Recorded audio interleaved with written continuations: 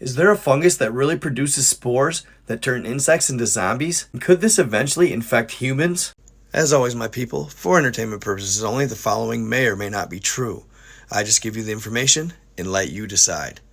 Hope you enjoy. Alright, y'all. So lately with all this zombie apocalypse content going around, the incident in Portland, the incident in Miami, and the people predicting for a zombie apocalypse, I just had to share this video.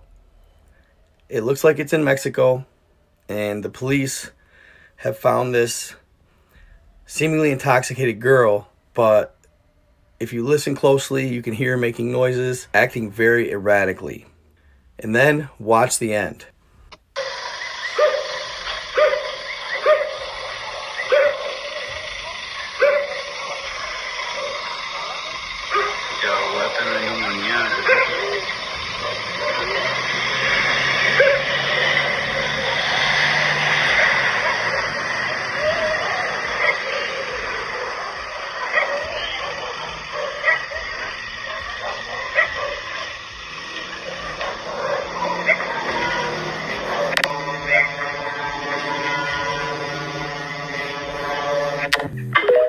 If you could, let me know what you think in the comments about it.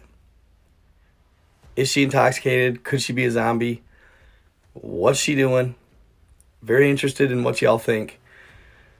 Please keep it friendly. So throughout this, you might be asking yourself where this virus would originate. What would it have come from? Or would it have been man-made? Nature? How could it possibly happen? Well, those of you that have been watching the new hit show The Last of Us on HBO may not know it, but that show is loosely based off of a real zombie fungus. Yes, you heard me right. There is an actual zombie fungus that exists out there. It's known as the zombie ant fungus. It's found in tropical rainforests. What it is a fungus that takes over and animates the body of its host until it attaches to the vein of a leaf, dies. Then it grows a large fungus out of its head that releases spores. And this fungus doesn't just limit itself to ants. It will attack bees, it will attack flies, and even grasshoppers. How it works is it attaches to the top of the host's back, then enters the host and begins to grow.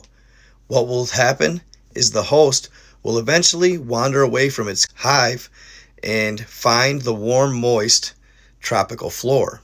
It will go away from its foraging trails. Eventually, it will attach to the underside of a leaf and die.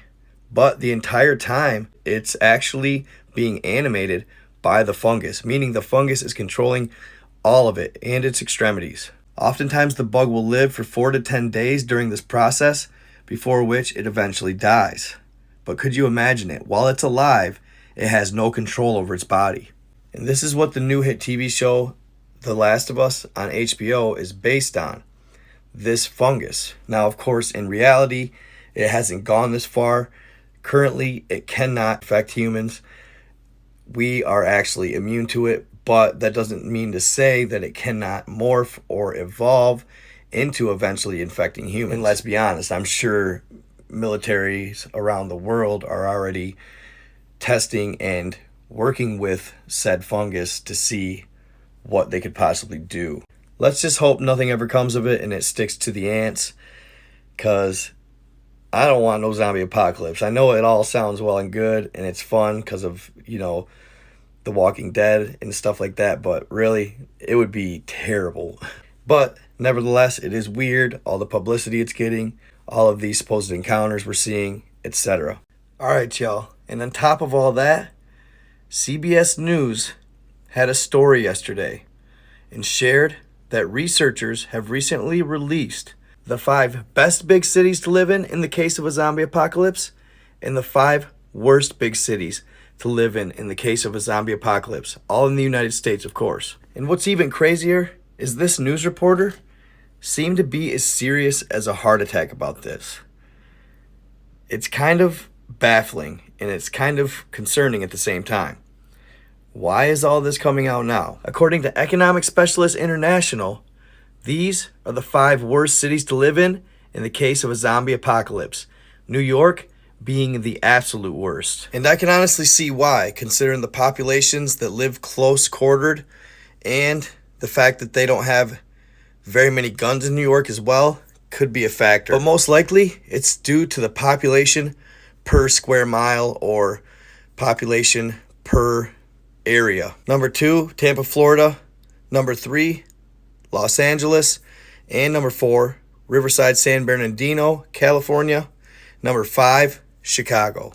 Again, I can see number 5, Chicago, being because of the recent gun laws, along with southern Los Angeles as well, being because of possible gun laws. Now, I forgot to say these specs include being able to hunker down, survive the onslaught, the initial onslaught, plus being able to eventually possibly find a cure. Okay, here we have the 5 best big cities to live in the case of a zombie apocalypse.